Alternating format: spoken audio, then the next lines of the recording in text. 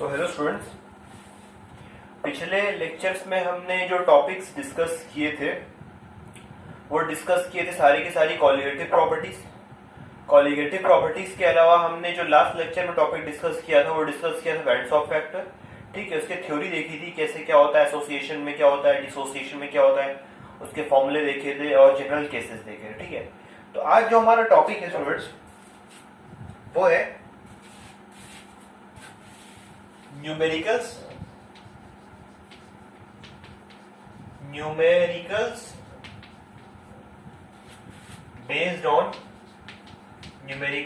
based on band of factor। Numericals based on band of factor, सही है? ठीक है, numericals based on bands of factor. ठीक है, तो इसे स्टडी करने के लिए सबसे पहला क्वेश्चन हम लोग लेते हैं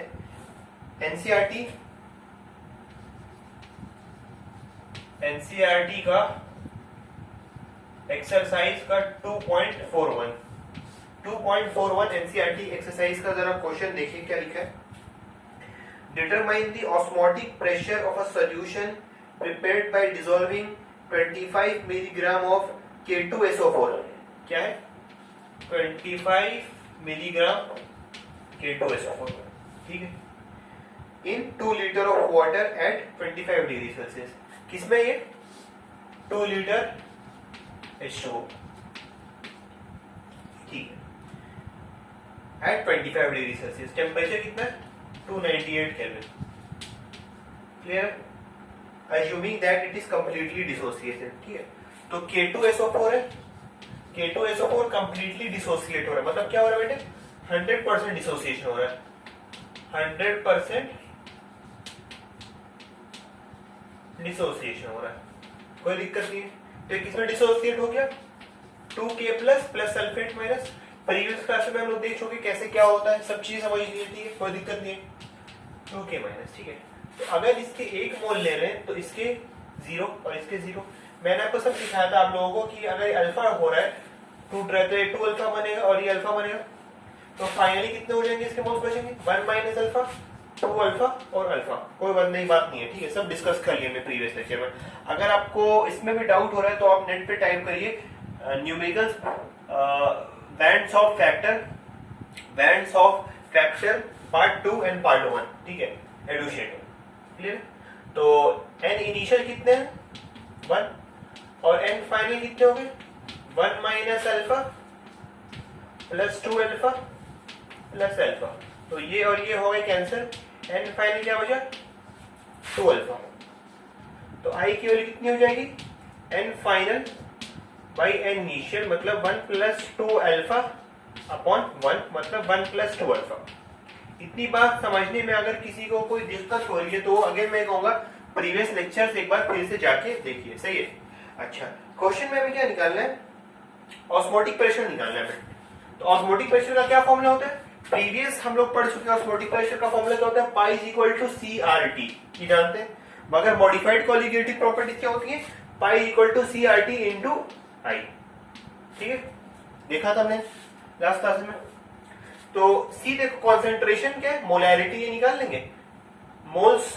देखो C निकालना है अगर आपको तो क्या करेंगे? 25 into 10 to the power minus 3 upon इसका मोलर मास जब आप कैलकुलेट करोगे तो निकल के आएगा 174 K2SO4 का। ठीक है, इंटू 2। तो ये हो गया C की वैल्यू। C ये है। R की वैल्यू कितनी हो गई सर? R की वैल्यू हो गई यूनिवर्सल गैस कांस्टेंट 0.0821 और टेम्परेचर भी पता है। ठीक है, और ऑस्मोटिक प्रेशर उसके करस्पॉन्डिंग जो है डिटरमाइन सॉल्यूशन। अच्छा, assuming that it is completely ionized. Complete ionization के लिए अल्फा कितना रखना पड़ेगा? अल्फा 1 रखना पड़ेगा। तो I की वैल्यू सर कितनी आ गई? 1 प्लस 2 इंटू 1 मतलब 3। I की वैल्यू आ गई 3। I की वैल्यू सर आ गई कितनी? 3। तो सब चीजें पता है। देखो आपको C पता है, R पता है, T पता है एंड फाइनली I भी पता है। तो पाई की वैल्यू निकल जाएगी। ठीक है, कैलकुलेट कर लेना, आंसर आ जाएगा आपको। ठीक है, कोई नई चीज नहीं थी। बस आपको इक्वेशन लिखना आना चाहिए, ठीक है। अगर आपको इक्वेशन नहीं समझ में आ रहा तो उसका भी मैं एक अल्टरनेटिव जुगाड़ आपको बताऊंगा, बट मैं नहीं चाहता कि वो आप वो मेथड अप्लाई करें, सही है। तो इसे कॉपी कर लीजिए, फिर मैं नेक्स्ट की तरफ बढ़ता हूँ, देख लीजिए, ठीक है। चलिए साहब,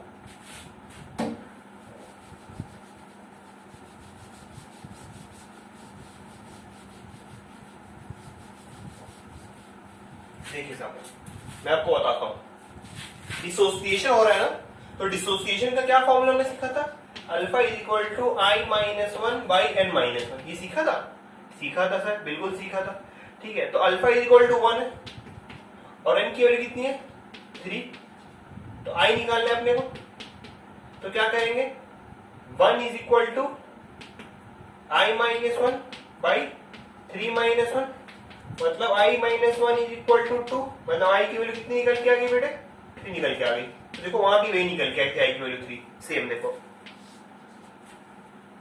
ठीक है, आई की वैल्यू दोनों केसेस में देखो सेम आ गए, i equal to 3, i equal to 3, सही है।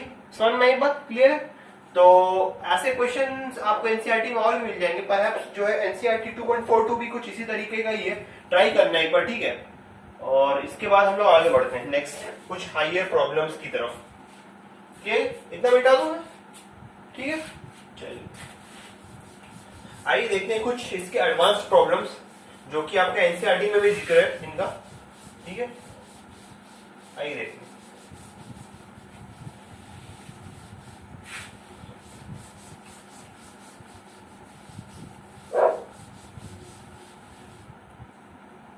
आइए सब देखते हैं एनसीईआरटी, आप लोग एनसीईआरटी का एग्जाम्पल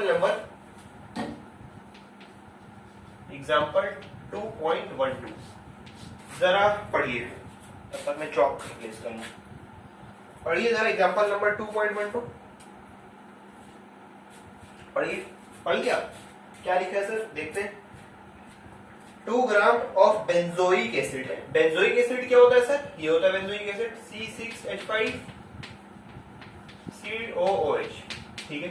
बेंजोइक एसिड है तो सर फीलिंग आ रही है कि अगर बेंजीन मिल जाएगा तो डाइमर बना लेगा। लास्ट क्लास में हमने पढ़ा था कि जब बेंजोइक एसिड को बेंजीन में डिसॉल्व करते हैं तो डाइमर बनाता है, हाइड्रोजन बॉन्डिंग होती है, ठीक है। तो 2 ग्राम है, इसका कितना है 2 gram of benzoic acid dissolved in 25 gram benzene, देखो बेंजीन आ गया 25 ग्राम ऑफ C6H6, सही है। shows a depression a freezing point equal to 1.62 Kelvin, delta TF जो है कितना है 1.62 Kelvin, कोई दिक्कत नहीं है, सही है। Molar depression constant for benzene is इतना, KF आपको दिया है देखो 4.9 केल्विन kg मोल इनवर्स, ठीक है। चलिए what is the percentage association of acid when it forms a dimer, देखिए इतना तो साफ समझ में आ रहा है कि जब बेंजोइक एसिड को बेंजीन में डिसॉल्व किया जाएगा तो ये एक डाइमर बनाएगा, मैंने लास्ट क्लास में आपको बताया था हाइड्रोजन बॉन्डिंग कैसे कैसे होगी, ठीक है। तो परसेंटेज एसोसिएशन पूछा जा रहा है, मतलब कि क्या पूछा जा रहा है अल्फा, ठीक है, परसेंटेज एसोसिएशन पूछा जा रहा है साफ साफ इसमें, ठीक है। तो एक बात बताइएगा आप मुझे, delta TF is equal to KF into molality होगा, ठीक है। Delta TF is equal to KF into molality होगा, डेल्टा TF अपने को पता है, KF पता है, मोलालिटी भी निकल जाएगी इंटू आई, ठीक है। तो डेल्टा TF कितना है 1.62 is equal to 4.9 into molality निकालनी है, तो मोलालिटी निकालने के लिए 2 बाई मास ऑफ सॉल्वेंट कितना होगा, मास ऑफ सॉल्वेंट कैलकुलेट करो बाई 25 इंटू 1000 इंटू आई, ठीक है।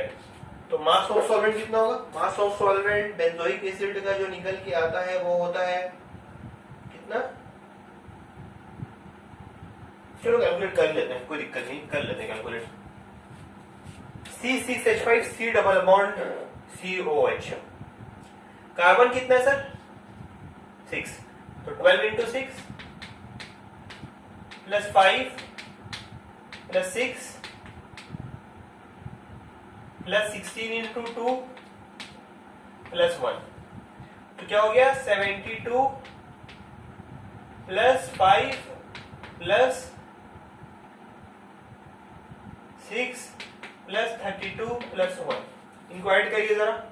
72 प्लस 5 कितना हो गया 77, 77 प्लस 6 कितना हो गया 83, 83 प्लस 1 कितना हो गया 84, 84 प्लस 32 कितना हो गया 116।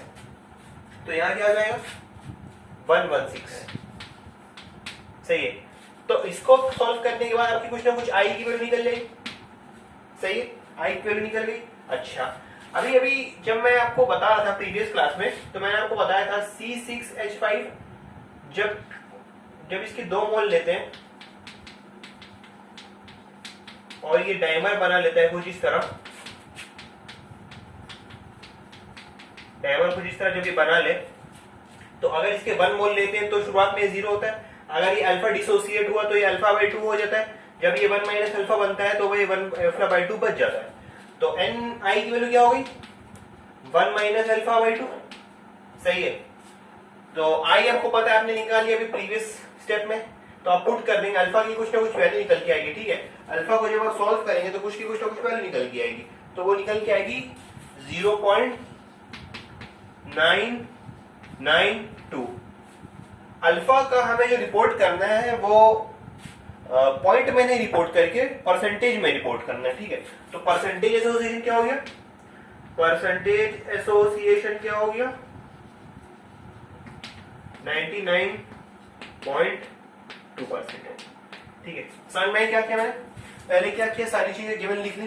देखो फिजिकल केमिस्ट्री के या कोई भी केमिस्ट्री का कोई भी मतलब पार्ट या साइंस का कोई भी पार्ट जब भी आप सॉल्व किया करें तो गिवन जरूर लिख लिया करें पहले। ठीक है, गिवन लिखने से प्रॉब्लम जो है थोड़ी सिंप्लीफाई हो जाती है और चीजें समझ में आने लगती है क्या हो रहा है असल में। ठीक है, तो ये वो delta T equal to KF into M into molarity M into I modified colligative property.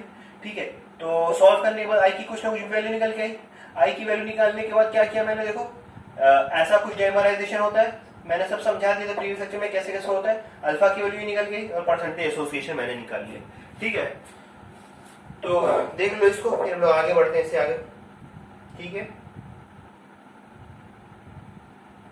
Clear है।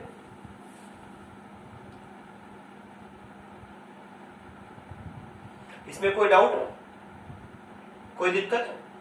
ठीक है, आइए चला बढ़ते हैं।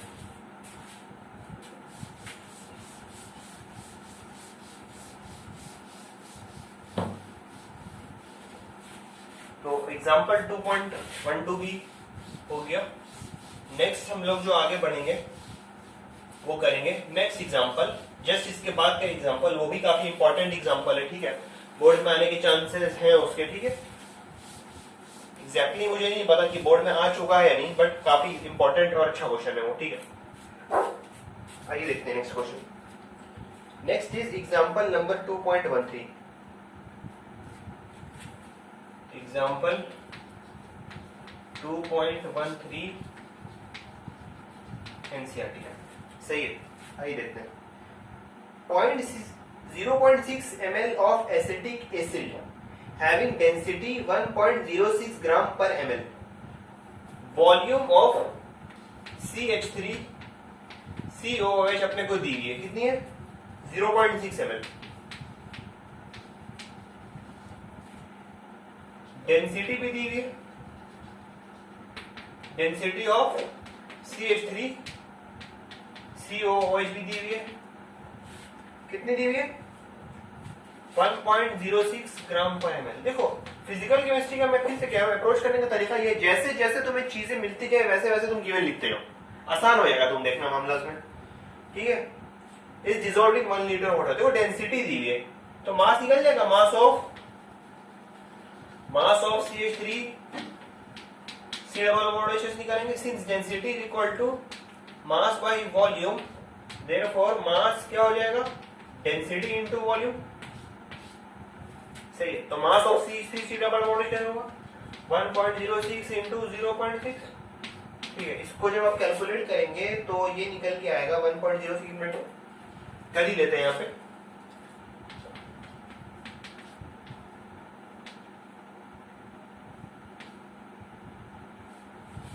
If I am not wrong ये 0.636 ग्राम आएगा ऑफ एसिटिक एसिड। सही है, ठीक है। अब देखते हैं, आगे बढ़ते हैं। Is dissolved in 1 litre of water, volume of solution कितना है बेटे? 1 लीटर। सही है, चलिए आगे बढ़ते हैं। द डिप्रेशन इन फ्रीजिंग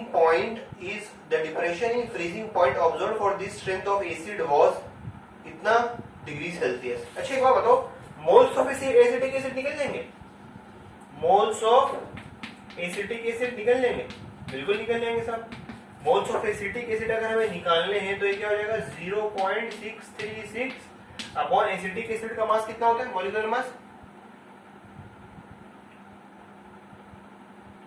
60 ग्राम। ठीक है, तो इसके मोल्स निकाल लेंगे। जब मोल्स आप निकालेंगे तो निकल के आएगा 0.0106। n की वैल्यू जो निकल के आएगी वो निकल के आएगी 0.0106। पहले एक बार देख लो स्टेप्स बाय स्टेप्स, फिर मैं एक बार फिर से समझाऊंगा इस क्वेश्चन को। ठीक है, पहले समझ लो मैं क्या कर रहा हूं। इतना क्लियर होगा? ठीक है, ठीक है। चलो, कंसंट्रेशन ऑफ सॉल्यूशन। देखो यहाँ पे डिप्रेशन इन फ्रीजिंग पॉइंट का जिक्र किया जा रहा है। डिप्रेशन इन फ्रीजिंग पॉइंट का जिक्र अगर किया जा रहा है तो समझ लो हमें मोलैलिटी से ज्यादा नाता होना चाहिए। मोलैरिटी नहीं, मोलैलिटी होनी चाहिए। क्यों? क्योंकि यहाँ पे डेल्टा टीएफ की बात की जा रही है। तो डेल्टा टीएफ क्या होता है? KF into molality. ठीक है, तो कॉन्सेंट्रेशन ऑफ सॉल्यूशन हम लोग निकालेंगे, और कॉन्सेंट्रेशन ऑफ सॉल्यूशन जब निकालेंगे तो हम लोग क्या हो जाएगा? मोल्स ऑफ सॉल्यूट, मोल्स निकाल ही लिए थोड़ी देर पहले, moles of solute by mass of solution. Mass of solution ये है वाटर इंटू 1 ग्राम पर एमएल लगाएंगे तो मास ऑफ ये आ जाएगा। ठीक है, तो मोलैलिटी कितनी निकल के आ गई? 0.0106 मोल पर केजी। सही है, 0.0106 मोल पर केजी। क्लियर हुआ था? अच्छा, अब हम लोग आगे बढ़ते हैं। देखो, delta TF is equal to KF into molality into i. देखो डेल्टा टीएफ मेरे को पता है, यहां मैं लिख दे रहा हूं। डेल्टा टीएफ की वैल्यू कितनी दी है क्वेश्चन में? कितनी दी है डेल्टा टीएफ की value? 0.0205 degree Celsius. If I am not wrong 0.0205 degree Celsius. ठीक है, डेल्टा टीएफ पता ही है और केएफ वाटर के लिए भी पता ही है कितना होगा। तो क्वेश्चन में दिया नहीं है मगर आप लिख लो। केएफ की वैल्यू जो होगी 1.86 केल्विन केजी मोल इनवर्स। कितना? 1.86। मोलैलिटी अपने निकाली थी 0.0106, तो आई निकल जाएगा? बिल्कुल निकल जाएगा सर, खचाखच निकलेगा आई। तो आई की जो वैल्यू निकल के आएगी वो सब निकल के आएगी, सॉल्व कर देना। ठीक है, तो आई की कुछ ना कुछ वैल्यू निकल के आएगी। आई की जो वैल्यू निकल के आ रही है वो निकल के आ रही है साहब 1.041। देखो मैं तो मतलब बुक से वैल्यू देख के लिख रहा हूं, मगर आप कैसे ही गलती मत करना, आप खुद से कैलकुलेट करना। ठीक है, इससे आपकी कैलकुलेशन की जो एफिशिएंसी होगी वो बढ़ेगी और आदत भी पड़ेगी। ठीक है, देखो क्या हुआ क्वेश्चन में, मैं फिर समझा देता हूं। कुछ वॉल्यूम एसिटिक एसिड का लिया गया 0.6 ml। ठीक है, उसकी डेंसिटी भी दे दी मुझे, तो मैं मास निकाल लूंगा एसिटिक एसिड का? बिल्कुल निकाल लूंगा। अच्छा, वॉल्यूम ऑफ सॉल्यूशन भी दिया हुआ है 1 लीटर। मोल्स निकल जाएंगे एसिटिक एसिड के? निकल जाएंगे। Given mass by molar mass, mole निकल गए। ठीक है, तो कॉन्सेंट्रेशन ऑफ सॉल्यूशन निकल गया। कैसे निकालूंगा? मोलैरिटी नहीं निकालूंगा, मैं मोलैलिटी निकालूंगा। क्यों? क्योंकि डिप्रेशन इन फ्रीजिंग पॉइंट का जिक्र है। डिप्रेशन इन फ्रीजिंग पॉइंट का अगर जिक्र है तो ये मोलैलिटी निकल के आ गई। Delta TF equal to KF into M into I निकल गया, तो आई की वैल्यू निकल के आ गई। ठीक है, इतना क्लियर हो? देख लो इसका स्क्रीनशॉट ले लो, फिर आगे बढ़ते हैं हम लोग। ठीक है, चलिए आगे बढ़ते हैं।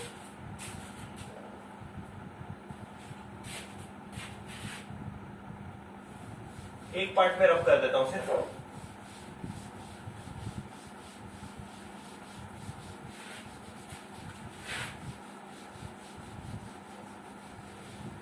ठीक है,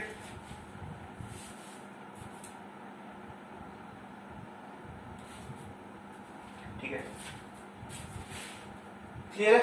इतना क्लियर हुआ? आई की वैल्यू देखो निकल के आ गई। अच्छा, अगर आई की वैल्यू निकल गई तो अभी अभी मैंने आपको बताया थोड़ी देर पहले, ये जब आयोनाइज होगा तो कुछ ऐसा होगा मामला।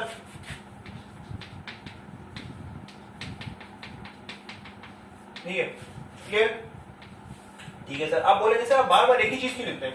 बेटा मैं इसलिए लिखता हूँ एक ही चीज बार बार ताकि आपको याद हो जाए। ठीक है, इसका कोई और रीजन नहीं है। मुझे तो याद है मगर मैं चाहता हूँ आप लोगों को भी याद आ जाए, बिना फॉर्मूले से लिखना सीख जाए आप लोग। ठीक है, alpha alpha alpha. I hope सबको समझ में आ गया होगा मैं क्या कर रहा हूँ। एन इनिशियल कितने? 1। एन फाइनल कितने? एन फाइनल कितने हो गए? 1 minus alpha plus alpha plus alpha. तो ये और ये हवा खाने 1 प्लस अल्फा। देयरफॉर आई की वैल्यू कितनी हो गई? Number of moles after dissociation by number of moles before dissociation. ठीक है, दिस इंप्लाइज दैट आई की वैल्यू कितनी हो गई? 1.041। अभी भी निकाली वहां से देखो, इक्वल टू 1 प्लस अल्फा। तो अल्फा की वैल्यू निकल के आगे कितनी? 0.041। देखो एक पार्ट से हमारा सॉल्व हो गया। अल्फा की भी वैल्यू निकल के आ गई 0.041। सही है। ठीक है, नेक्स्ट हमारा जो काम है वो निकालना है, क्या निकालना है? Ionization constant of the acid. ठीक है, चलिए नेक्स्ट जो पार्ट में निकालना है वो निकालना है ionization constant of the acid.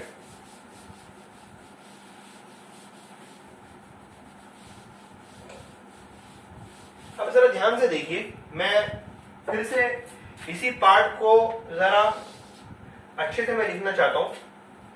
CH3 C double bond OH जब आयोनाइज होता है तो CH3CO minus plus H plus में टूटता है, कोई दिक्कत नहीं है। अगर ये 1 हुआ, ये 0 हुआ तो ये भी 0 होगा। अगर ये अल्फा हुआ, ये अल्फा हुआ तो ये भी अल्फा हो गया। अगर ये 1 माइनस अल्फा हो गया, ये अल्फा हो गया तो ये भी अल्फा हो गया, कोई दिक्कत नहीं है।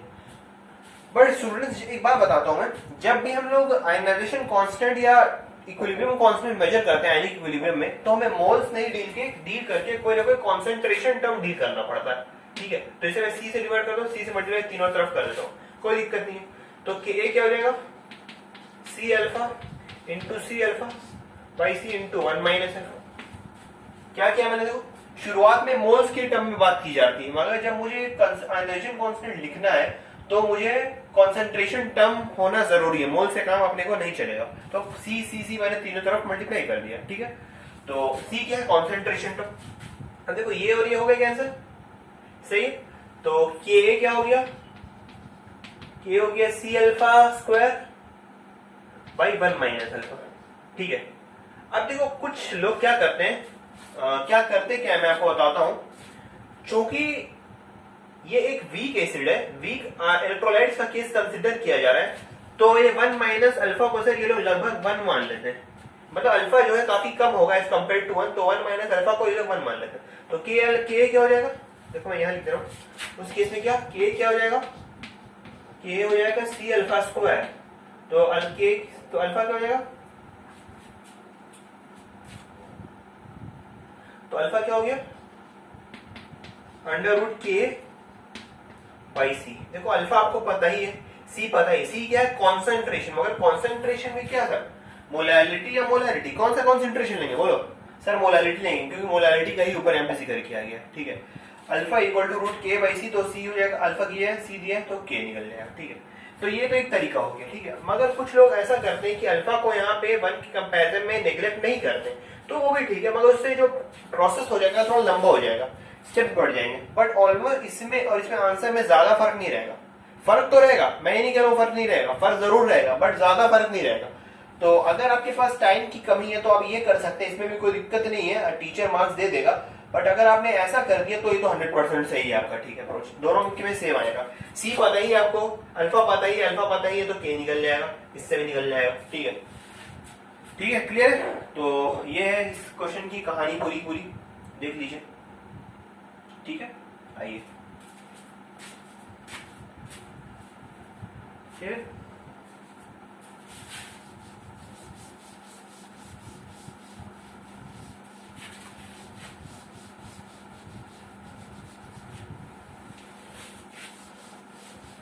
आइए एक आईटी का क्वेश्चन करते हैं। आईटी में आया हुआ न्यूमेरिकल सॉल्व करते हैं। कॉन्सेप्चुअल है बट उतना भी टफ नहीं, कॉन्सेप्ट अगर पता होंगे तो ये भी क्वेश्चन आपसे इजीली हो जाएगा। ठीक है, क्वेश्चन है, मैं आपको लिख देता हूं। आप देखिए कितना आसान क्वेश्चन आया है। बिल्कुल अगर आपको कॉन्सेप्ट पता होगा तो आप आसानी से करेंगे। उससे पहले क्वेश्चन देख लो, फिर मैं आपको बताता हूं। क्वेश्चन है, the freezing point of equimolal, molar नहीं, molal aqueous solution will be highest for aqueous solution will be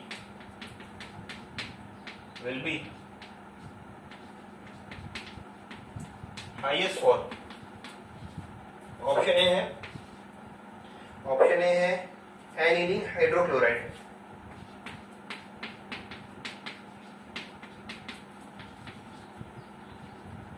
option B है कैल्शियम नाइट्रेट, ऑप्शन सी है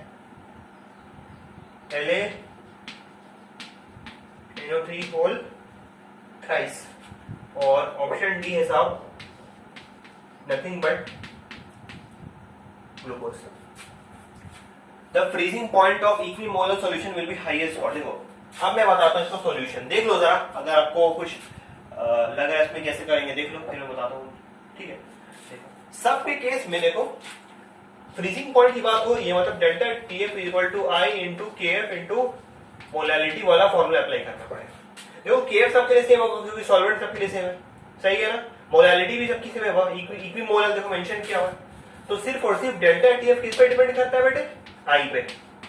एक केस में I कितना होगा 2C6H5 NH3 plus Cl minus, I की value कितनी होगी 2।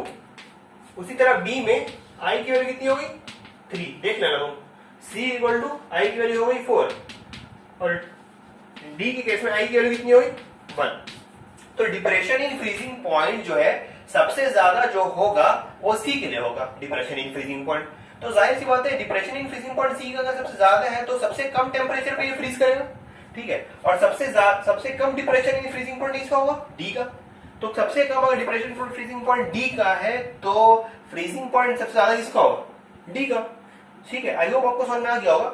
डिप्रेशन इन फ्रीजिंग पॉइंट सबसे ज्यादा किसका है C का, तो सबसे कम टेम्परेचर पे ये फ्रीज करेगा, और डिप्रेशन इन फ्रीजिंग पॉइंट सबसे कम किसका है D का, तो सबसे ज्यादा टेम्परेचर पे फ्रीज करेगा। तो आंसर जो होगा वो इसका D। सही है, क्लियर है, सही है।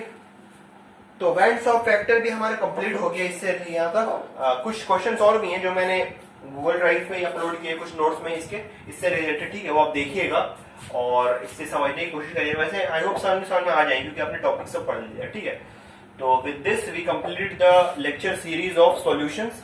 नेक्स्ट जो वाली सीरीज रहेगी वो रहेगी इलेक्ट्रोकेमिस्ट्री, जो हम लोग शुरू करेंगे। ठीक है, तो सॉल्यूशंस में जो भी दिक्कत हो आप मुझे व्हाट्सएप पे ही पोस्ट कर सकते हैं। ठीक है, आप मेरे गूगल वाले कर सकते हैं, व्हाट्सएप पे भी इंडिविजुअल डाउट्स पूछ सकते हैं, या डिस्क्रिप्शन में कहीं कमेंट बॉक्स जो भी है किसी तरह आप डाउट्स पूछ सकते हैं, कोई दिक्कत की बात नहीं है। ठीक है, तो ठीक है, थैंक यू।